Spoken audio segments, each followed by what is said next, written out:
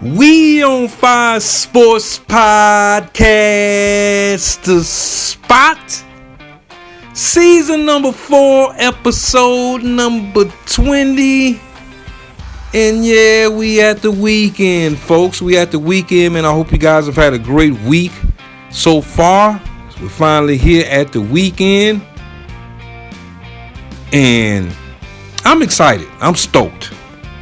I'm real stoked, man. We got the NFL playoffs, the divisional round of the NFL playoffs jumping off this weekend. We got the premium quarterbacks up to bat, Patrick Mahomes and Josh Allen, and we got Lamar Jackson and the Baltimore Ravens and Jared Goffs and Matt Staffords and Jalen Hurts and Jaden Daniels. And this is the time of the year, man. This is the time of the year if you're especially a football fan. So I know you guys are excited just like me to sit back and see what that do. Also, too, on the football tip, we got Ohio State and Notre Dame. College football playoff championship game, as those two will lock horns on Monday to see what it do. And college football playoff, to me, it's been a good little vibe. I think the early games, in the college football playoffs, they were duds. I'm gonna keep it all the way 100. You had blowouts and teams that a lot of people feel that shouldn't even make the format. That could be argued. But now we down to the championship game, and so for me, I'm gonna go ahead and put it out there. I think Marcus Freeman has done an outstanding job at Notre Dame. I mean, he is a hot name in coaching with, NFL interests across the board. My Bears, slid him a little, do you like me, yes or no, circle one situation. We'll see if that turns into anything. But I think Ohio State, a lot of people, they wanted to get rid of Ryan Day after he took that L to the school up north, and that's University of Michigan. But Ohio State has bounced back. They have the best roster in college football to me, top to bottom. Shout out that young and wide receiver. He's done an outstanding job for Ohio State. And I'm looking forward to that one. But I do think, and I'll go ahead and put it out there, I think Ohio State will win that football game and become national champions. I think it'll take the heat off of Ryan Day. I think it will be a very, very close nick and tuck football game. I just think Ohio State just has too much talent for Notre Dame. So we'll see what that do.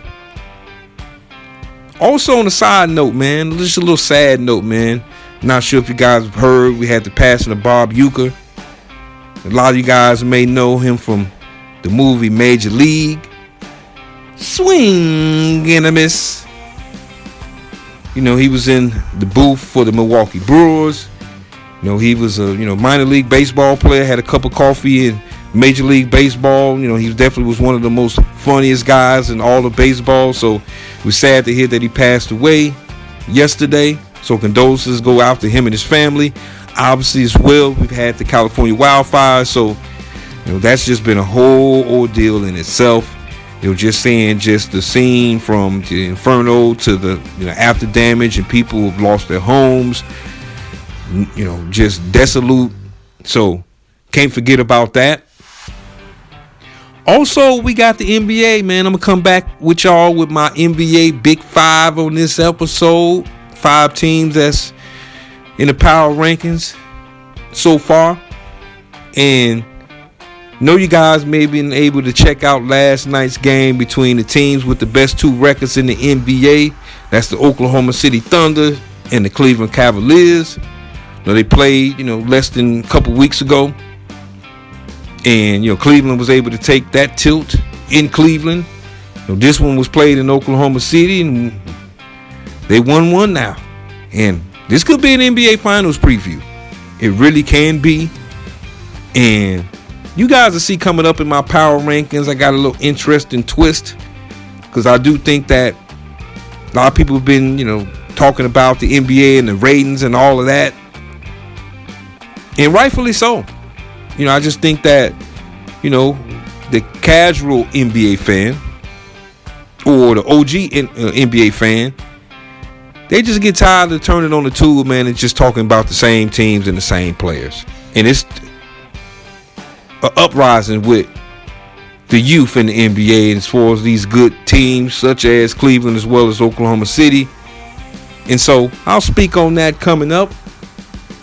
And as I mentioned, overall, man, I hope you guys have been checking out the whole coaching search across the NFL. There's a lot of vacancies. My Chicago Bears, Las Vegas Raiders, the New Orleans Saints, the Jacksonville Jaguars, the New York Jets. There's a few openings out here.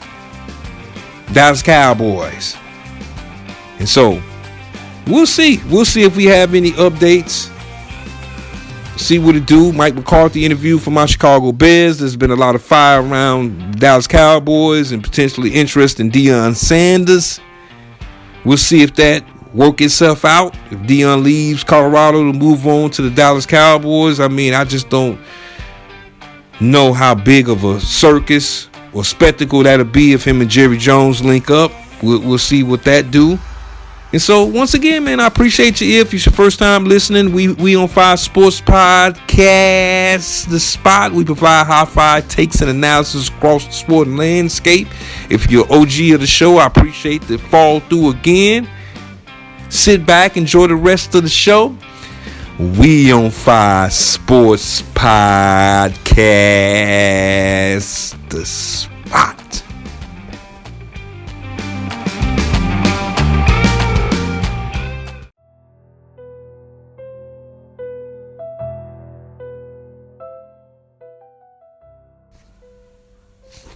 Yeah, man, it's been a minute since I hit y'all with my NBA Big 5 Power Rankings. Yeah, it's been a hot minute, but I want to get into it, man, because there's an interesting theme with my Big 5 Power Rankings.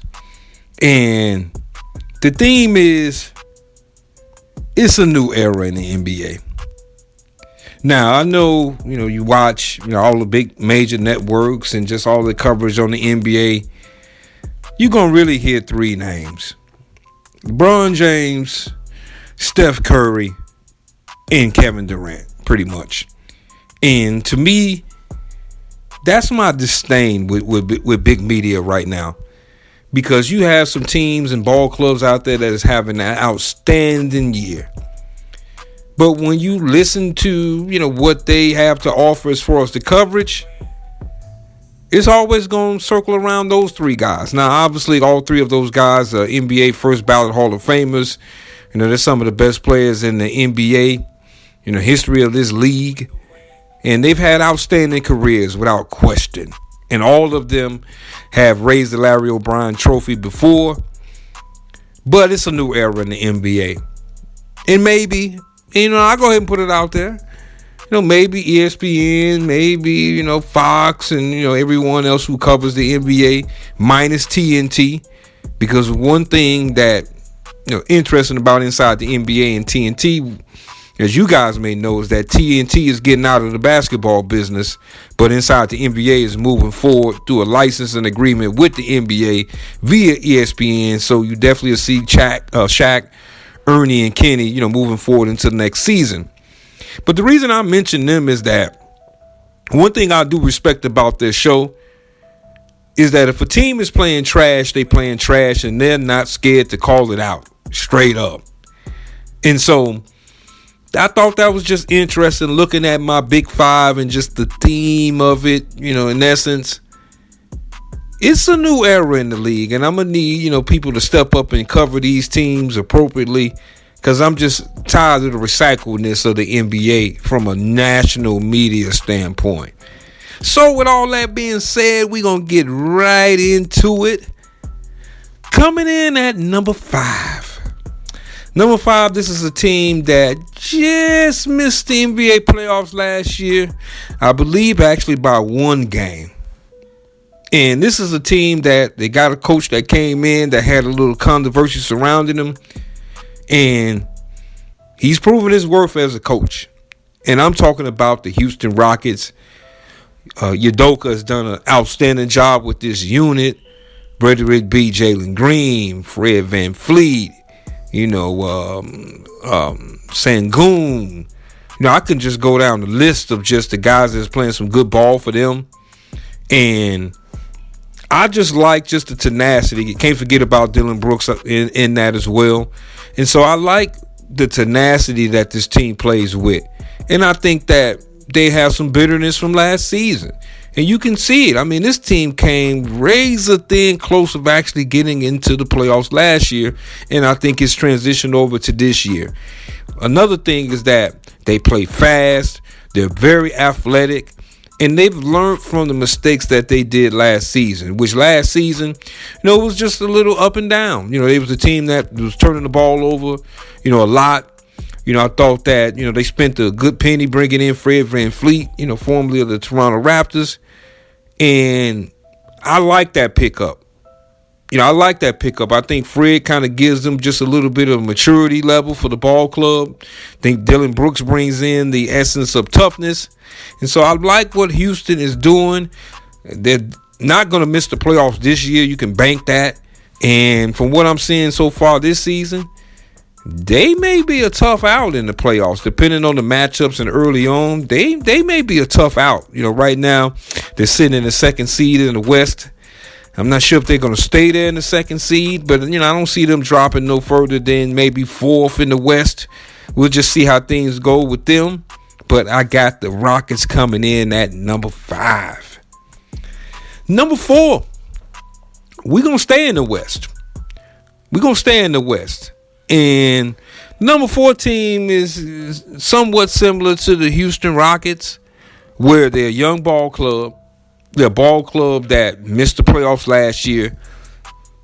They're a ball club that, has a guy that is a polarizing guy on it and a pretty good head coach. And I think that they've already been through some controversy so far with the ball club and in the organization. And I'm talking about the Memphis Grizzlies. I like what I'm seeing from Memphis. Ja Morant, he's been on his best behavior, and I'm going to start there. We had the whole situation, last season, the guns and the suspension and just being young and immature. I mean, we've all been there before. But I was questioning Taylor Jenkins, the head coach of the Memphis Grizzlies, after last year. Because, my question was, how good of a leader this guy is. I knew he was a good strategic type coach. But you learn with guys, man, when they go through adversity, just to see what level they really on. And so I had to tip my cap to Taylor Jenkins. I think that they've, picked up the pieces from last year. Like I said, it really was a throwaway season for the organization with Ja Morant being out due to, the various suspensions, involving guns and so forth. But right now, Memphis is sitting in the 3 spot. And that's a good spot for them. Because at the end of the day, it's about matchups in the Western Conference when you get into playoff time. And you just want to make sure you're in a situation, 1, to me, that you got home court advantage, at least in the first round of the playoffs. 2, you avoid the play-in situation at all costs. And I think Memphis is going to check both of those boxes, man. So I got the Memphis Grizzlies coming in at number 4. At number 3, I'm going to call number 3 a oldie but goodie. Number 3 got coming in. This is a team that, recently got some jewelry. It's a team that was finally able to push through the wall and bring in a world championship last season. And yes, I'm talking about the Boston Celtics. Boston is interesting to me in the sense of last year, you guys may have heard a couple episodes back, they won an NBA championship. And a lot of people was just like, yeah, okay, about time, finally. And it's been a while since Boston had won a championship, since the big 3, the KG, Paul Pierce and Ray Allen era. But I thought, 1, the ratings was down for the NBA and the NBA Finals when they matched up against the Dallas Mavericks. And I just think that a lot of people was just like, oh, okay, whatever. So I was looking at Boston coming into the season just to see if they, had what I call fat cat-itis, meaning that resting on their laurels. And so they had a few little up and down per se type of things happen to them during the season. Kristaps Porzingis, he was out for a minute. He's back into the fold. And I just think that Boston and Joe Mazzulla, I think that he has to keep this team interested. Because, when you're at the top, it's teams that's literally looking to knock you off every single night. In Boston right now, they're sitting in the second seed in the East, presently behind the Cleveland Cavaliers in the East. And, they're playing, good basketball. I mean, the last 10 games, they've, 6-4 in the last 10 ball games. So, like I said, they've hit kind of a little bit of a turbulent stretch. But I think that at the end of the day, the Boston Celtics will be all right as long as Jason Tatum and Jaylen Brown and just, that team ball that they play up there. Can't forget about, Holiday, of course. Just the team ball that they play, I think will be able to get them through the stretch. But I have the Boston Celtics and my Big Five coming in at number 3. At number 2, we're going to mosey on back out west. Because at number 2, I have the Oklahoma City Thunder coming in at number 2. This is a ball club that, as we speak here now, had what I call the little mini heavyweight matchup against the Cleveland Cavaliers. I like Oklahoma City. The only thing for me with Oklahoma City really is they just don't have depth in the front court. And when they play teams that have depth or have what I call a monster in the front court, that's where they suffer. Chet Holmgren, I think he's going to be an outstanding young basketball player into the future. But Chet got to put some meat on his bones. And in Oklahoma City, they don't really have a good, backup center or a backup big that's able to come through and defend and also to be able to score. And I think we see that when Oklahoma City takes on, teams that kind of have a good front court. And so that's my only really knock on Oklahoma City.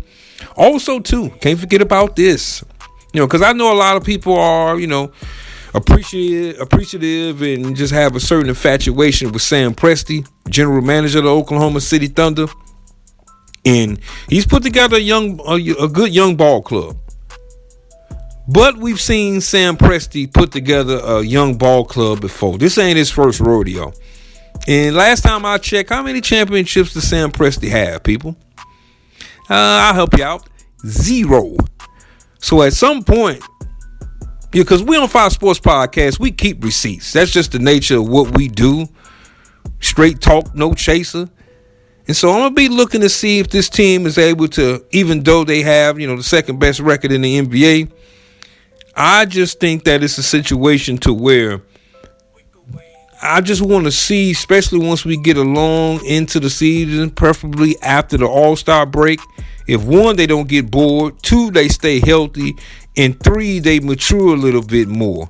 Because I still believe, as I said last year, and if you guys, my OGs out there remember last year, that was my biggest question mark about Oklahoma City was that they were matchup dependent in the West. It depended on who they matched up with. They was going to be more than likely an early first or second round exit. And as you can see, I was right on that.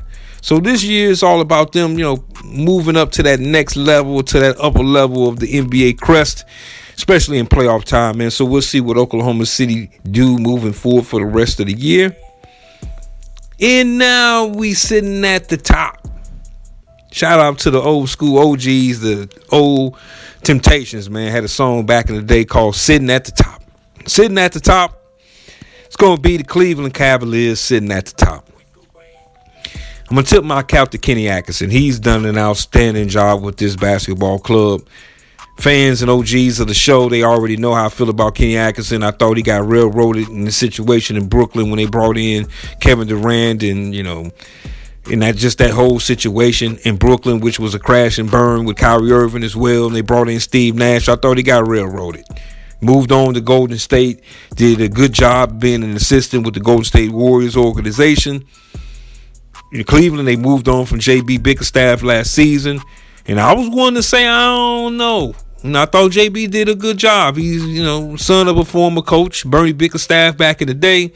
So it's in his blood, so I'm like, I don't know. But Kenny has came in and just scooped up all that loose change, just all of it. And I believe that this team is extremely balanced. They play a traditional style of basketball. And I know you heard my little rant a little bit early on. Part of my rant was because of the Cleveland Cavaliers. This team is just balanced as can be. Donovan Mitchell is playing selfless.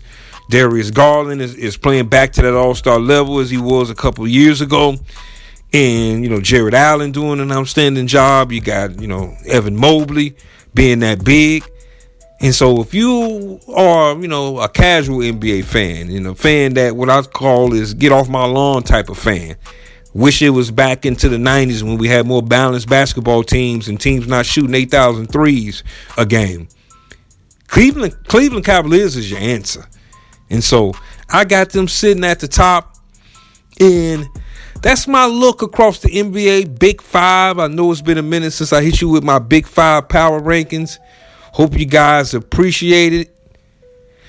Thanks for listening. I appreciate all the love and the feedback. I appreciate your ear. We on Fire Sports Podcast Spot.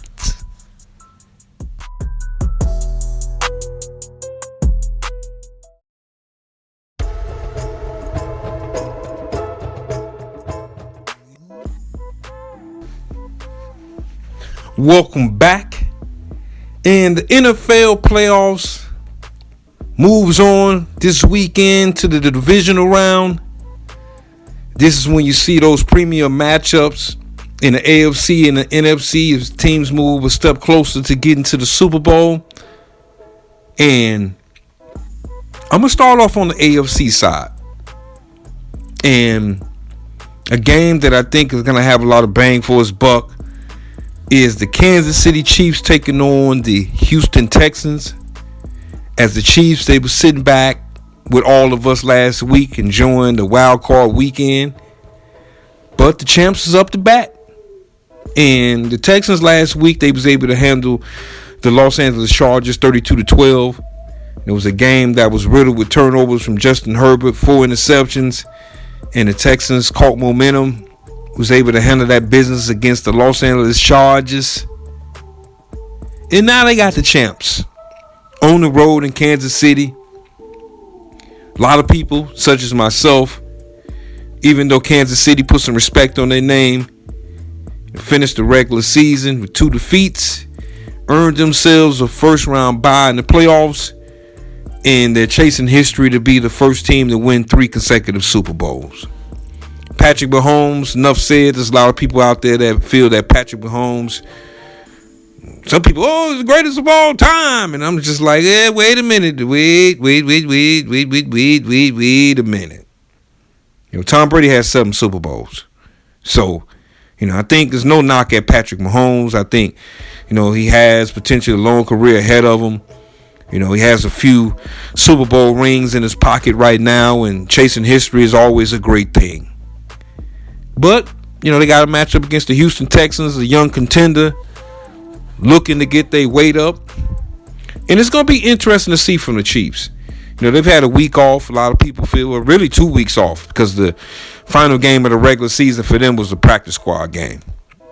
And so now they kick the rust off, take on the incumbent Houston Texans.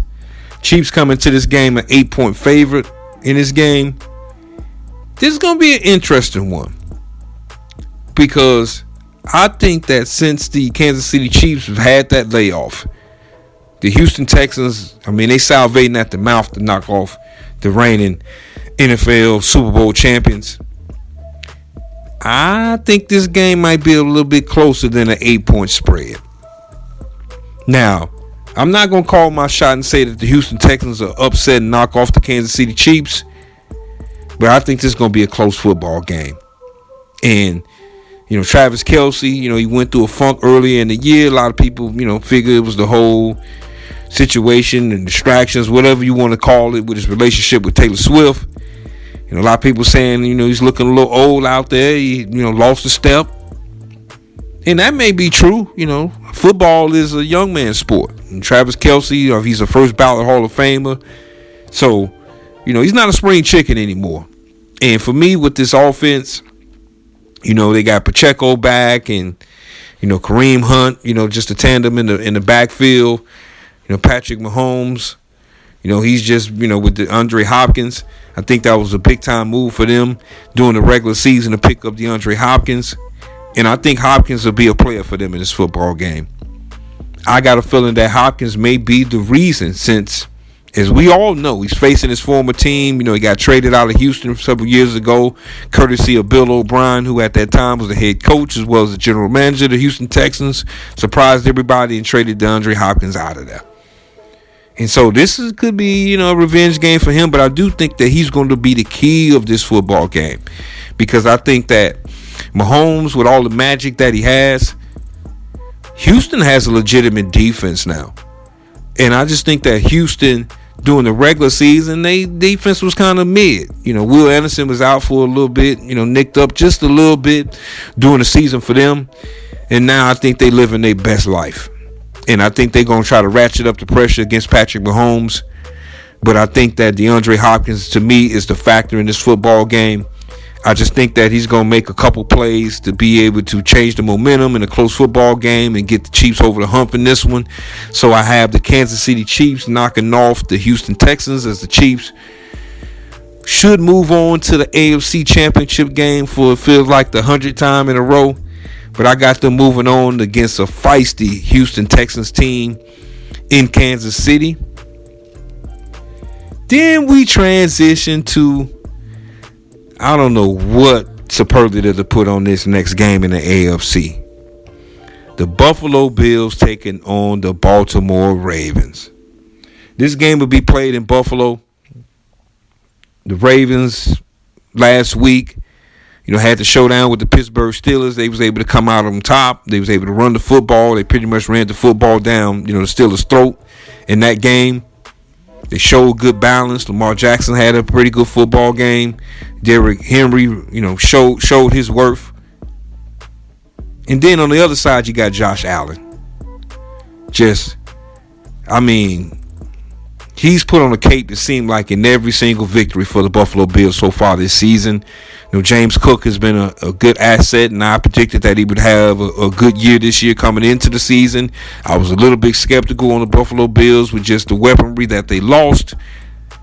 But Josh Allen, and I'm going to say it again, I'm endorsing him to be the next MVP in the National Football League. I just think he's just done a lot with less. A whole lot with less. But one thing that I was looking at from Baltimore's viewpoint was how good their defense has been playing the last couple of weeks. And I thought that the defense, for me, it never was a situation with talent with Baltimore. From Mataduke to Hamilton in the secondary. I just think that, it's never been an issue with the talent from Baltimore. They got a first-time, general manager. Got a chance to check them out on Hard Knocks. The divisional version of Hard Knocks, AFC North of it, North edition. Good little insight. And so I think he's finally kind of getting the attention, talking about the defensive coordinator with the defensive unit. And I think we're starting to see them now turn the page. And for me, if Baltimore's defense is 75% of what the talent level is, I don't see nobody beating Baltimore in the AFC. And that's including the Kansas City Chiefs. I just think that it's their time. And I predicted before the season, OGs of the show, go back when I did, my preview, my Super Bowl preview at the beginning of the year. I had the Baltimore Ravens getting to the Super Bowl. And so this will be a step forward for them. Baltimore's a 1-point favorite in this game on the road. You all know that's a pick 'em. Straight pick 'em. And so for me, I'm going with the Baltimore Ravens in this football game.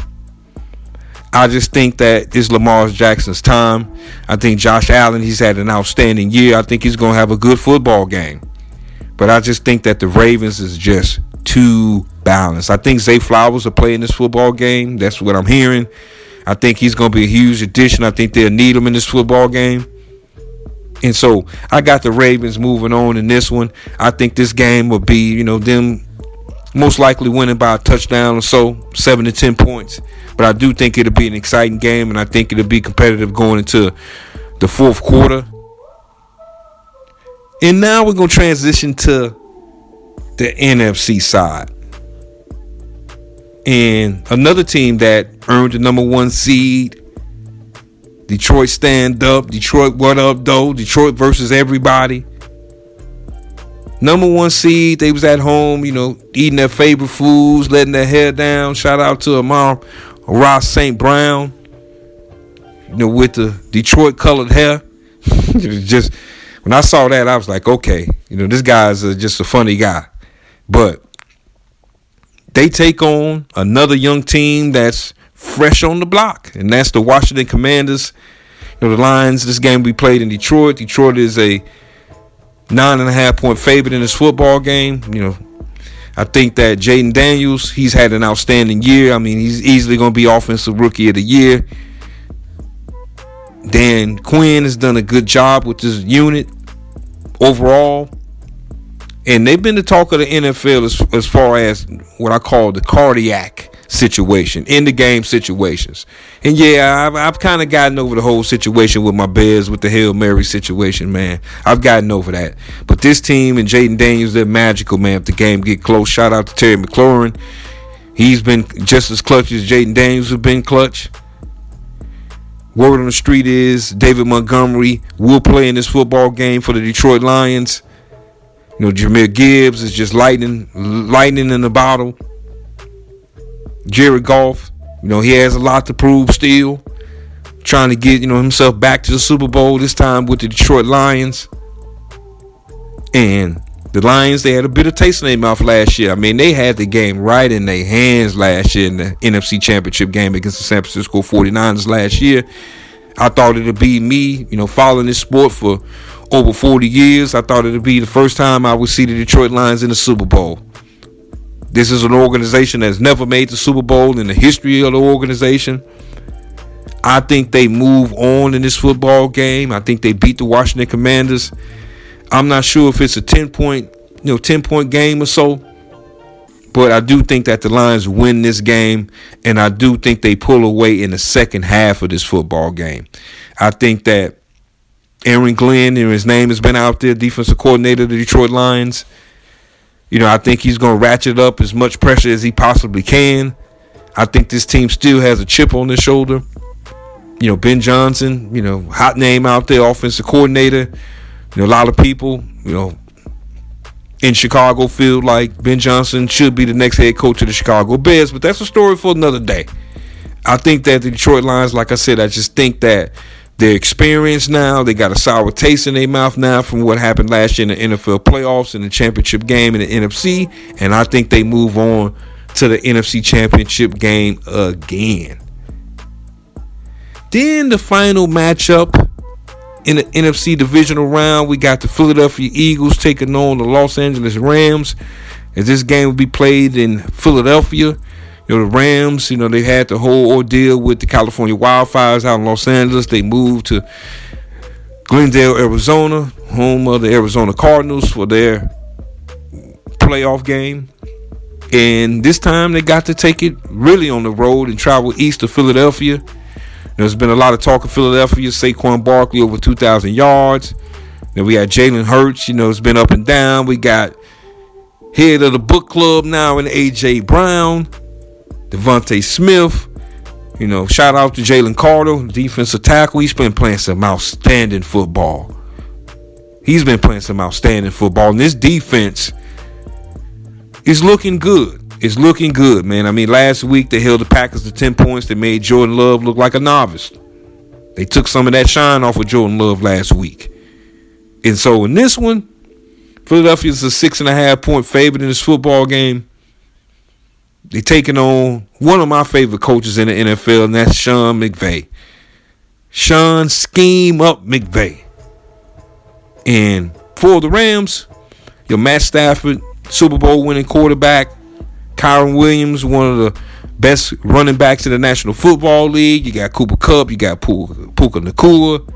I was very impressed by the Rams defense last week. I think they had the best defensive performance of any team in the playoffs. And I think this one's going to be tight. I think this is going to be a tight football game. Real tight. And I've been going back and forth on this one. I've been going a little bit back and forth on this one.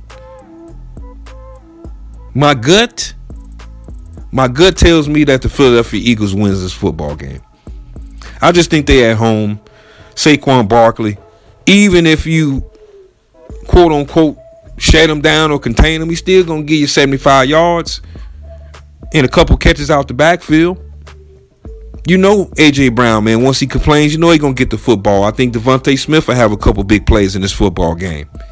And so I just think that the Eagles, they looking to get back at least to the NFC Championship game as they made the Super Bowl a couple years ago.